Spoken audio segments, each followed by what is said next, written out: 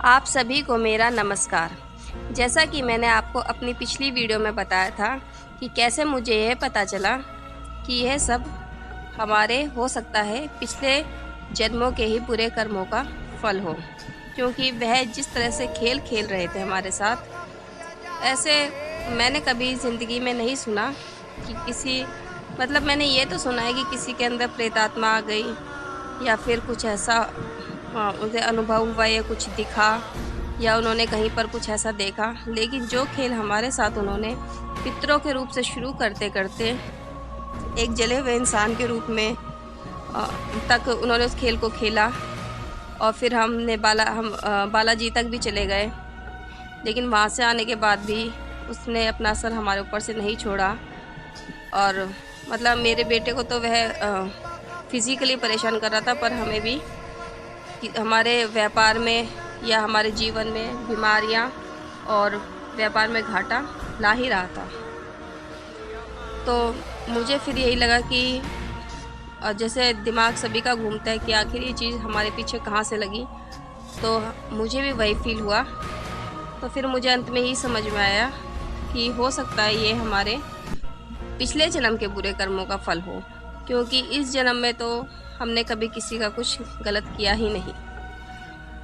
तो यह सोचकर मैंने अपने बेटे से कहा और अपने हस्बैंड से कहा कि हमें उनसे हाथ जोड़कर माफ़ी मांगनी चाहिए, और अगर उन्होंने हमें माफ़ कर दिया तो फिर इससे बड़ा हमारे लिए कुछ नहीं होगा, क्योंकि शायद हमने उनके साथ कुछ बुरा किया होगा, तभी वह हमारे साथ इस तरह से खेल खेल रहे हैं या हमें परेशान कर रहे हैं। तो मैंने, मेरे हस्बैंड और मेरे बेटे ने उनसे माफ़ी मांग ली रात के समय सोने से पहले।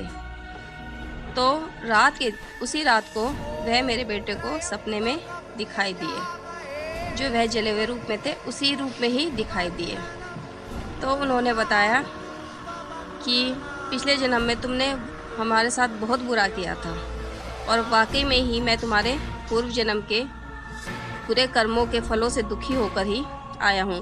पिछले जन्म में तुमने इतना बुरा किया था कि मैं उसे भुला नहीं पाया, और इस जन्म तक मैं तुम्हारा बदला लेने के लिए ही तुम्हारा पीछा कर रहा हूँ। अब उन्होंने ये नहीं बताया कि वह पिछला जन्म इससे जस्ट पहले वाला था या उससे पहले कोई था, ऐसा उन्होंने कुछ हमें इतनी डिटेल नहीं बताई मेरे बेटे को। बस यही बताया था कि तुमने पिछले जन्म में बहुत बुरा किया था। उन्होंने बताया कि जो तुम्हारे पापा को करंट लगा था, तुम्हारे पिता ने मेरे पिताजी को बुरी तरह करंट लगा के जान से ही मार दिया था, और तुम्हारी माता जी का जो पैर जला था, उन्होंने मेरी माँ को जला के मारा था। मेरे बेटे के लिए उन्होंने कहा कि तूने मेरे सारे शरीर को काट दिया था, और मेरे सारे शरीर से ब्लड निकल रहा था, और उसके बाद तूने मेरे शरीर पर गर्म पानी डाला। कि एक तरह से हम तो खुद मानते हैं कि हमने शायद बहुत बुरा किया था, शायद नहीं, हमने बुरा ही किया था, बहुत बुरा। और किसी के साथ भी ऐसा होता तो शायद, अगर हमारे साथ भी हुआ होता तो शायद हम भी किसी को ऐसे माफ़ नहीं कर पाते। फिर उन्होंने बताया कि मैंने तो तुमसे कुछ भी सामान नहीं मंगाया, क्योंकि शायद जन्म बदल जाने की वजह से तुम्हारे कर्मों के जो फल थे वह जो तुम्हारे बुरे कर्म थे वह काफ़ी हद तक कम हो गए थे, तो मैं वह सब कुछ नहीं करवा सका जो तुमने मुझसे करवाया था। तुमने तो मुझसे बड़ी बड़ी मूर्तियाँ मंगवाई थी, सोने चांदी के आभूषण मंगवाए थे, मैंने तो तुमसे ऐसा कुछ भी नहीं मंगवाया। लेकिन हाँ, ये है कि तुमने बहुत बुरा किया था। लेकिन वो ही है, हमारी माफ़ी से शायद उन्होंने हमें उनका दिल थोड़ा सा हो सकता है हमारी तरफ से उन्होंने हमें अपने दिल से थोड़ा बहुत माफ़ कर दिया हो। और उन्होंने मेरे बेटे को जाते वक्त ये कहा कि मैं तुम्हारे जीवन से जा रहा हूँ, और मेरी वजह से तुम्हें जो परेशानी हो रही थी वो अब नहीं होगी, क्योंकि तुमने क्षमा मांग ली है मुझसे। लेकिन उस दिन के बाद वह मेरे बेटे को किसी भी तरह से परेशान नहीं कर रहे हैं। आज का दिन हो चुका है, अभी तक उन्होंने हमें कुछ भी परेशान नहीं किया है, क्योंकि हमें खुद इतना गिल्टी फील हो रहा था कि मतलब हम इतने बुरे कैसे हो सकते हैं। इस जन्म में तो हम ऐसे मतलब इस जन्म में तो हम किसी का दुख देख ही नहीं सकते, और पिछले जन्म में हमने इतना दुख किसी को दिया। लेकिन अब क्या कर सकते हैं, अब उस जन्म को तो हम बदल नहीं सकते।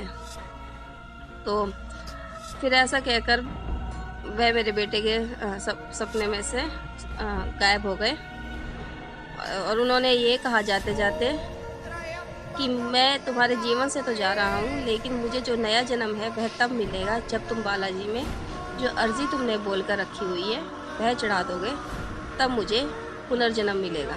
दूसरा जन्म मैं जब ही ले सकता हूँ, इस आत्मा रूपी जीवन से मुझे जब ही मुक्ति मिलेगी जब तुम ये बालाजी पे मेरी अर्जी चढ़ा दोगे।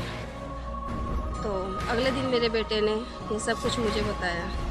तो मैंने इससे कहा कि तू तो कहता था कि वह जला हुआ है। कह रहा कि मम्मी वह ऐसा ही लगता था, लेकिन जब मैंने उसे ध्यान से देखा, जब उसके कहने के बाद कि भाई तूने मेरा शरीर पूरा काट दिया था चक्कों से, पता नहीं किस चीज़ से वार करके, ये तो उसने नहीं बताया, लेकिन सारा शरीर काट दिया था। और उसके बाद मेरे शरीर पर गर्म पानी डाला। तो कह रहा मम्मी जब मैंने उसे गौर से देखा सपने में ही, तो उसके शरीर से ब्लड निकल के सूखा हुआ ब्लड था। बहुत गौर से देखा मैंने उसे, तो उसने उसके शरीर से जो मुझे जला हुआ दिख रहा था वो जला हुआ नहीं था, वो जमा हुआ ब्लड था, और वह बिल्कुल काला हो रखा था। तो अब वह मेरे बेटे को परेशान नहीं कर रहा, और ना ही हमें भी किसी तरह से वैसे परेशान कर रहा है। लेकिन हाँ ये है कि हमारी आर्थिक कंडीशन अभी अच्छी नहीं हो पाई है, क्योंकि शायद हमारा भी फ़र्ज़ या हमारे पूरे कर्मों का अंत जब ही होगा जब हम बालाजी में उनकी मुक्ति करा पाएंगे। और मैं तो यही कहती हूँ कि उन्होंने जो किया वह हमारे पूरे कर्मों का फल हमें भुगतना ही था, क्योंकि शायद क्या हमने गलत किया ही था, तो हमें भुगतना भी पड़ना ही था। हमने भुगता है तो वो हमारा होना ही था हमारे साथ। तो इसमें तो हम उन्हें दोष ही नहीं दे सकते, क्योंकि हमने इतना बुरा किया, तो क्या कह सकते हैं उसमें। सब इस हमारी जगह उनकी जगह कोई भी होता तो वह भी ये ज़रूर करता। तो बस अब मैं यहीं पे हमारी ये वाली कहानी ख़त्म होती है, हमारी जो रियल स्टोरी है। और बाकी तो अब जब हम उनकी मुक्ति करा देंगे उसके बाद शायद मैं कोई एक एपिसोड और बनाऊंगी इससे रिलेटेड, कि उसके बाद हमारे जीवन में क्या बदलाव आया है। तो अभी तक तो हमारे साथ जो हुआ है वो बस उन्होंने हमारे ऊपर ये कृपा करी कि वह हमें, मेरे बेटे को किसी तरह से शारीरिक परेशानी नहीं दे रहे हैं, यानी हमारे जीवन से वह एक तरह से चले गए हैं हमेशा के लिए। बस ये है कि हमारी कंडीशन जब सुधरेगी, जब हम उनका बालाजी में अर्जी चढ़ा के हम उनके लिए प्रार्थना करेंगे कि उनको अच्छा जन्म मिले, अच्छा जीवन मिले, और अपनी तरफ से हम मन से फिर उनसे माफ़ी मांगेंगे, भगवान से उनके लिए प्रार्थना करेंगे। तो अब ये रियल स्टोरी किस किस के जीवन से मैच करती है वो अब आप लोग भी समझ जाएंगे। और अगर आपको हमारी वीडियो अच्छी लगी हो, अब तक की जो भी एपिसोड आपने वीडियो देखी हैं वो जो भी आपको अच्छे लगे हों, तो आप प्लीज़ उन्हें शेयर करें, सब्सक्राइब करें चैनल को, और कमेंट करें, लाइक करें। Till then bye.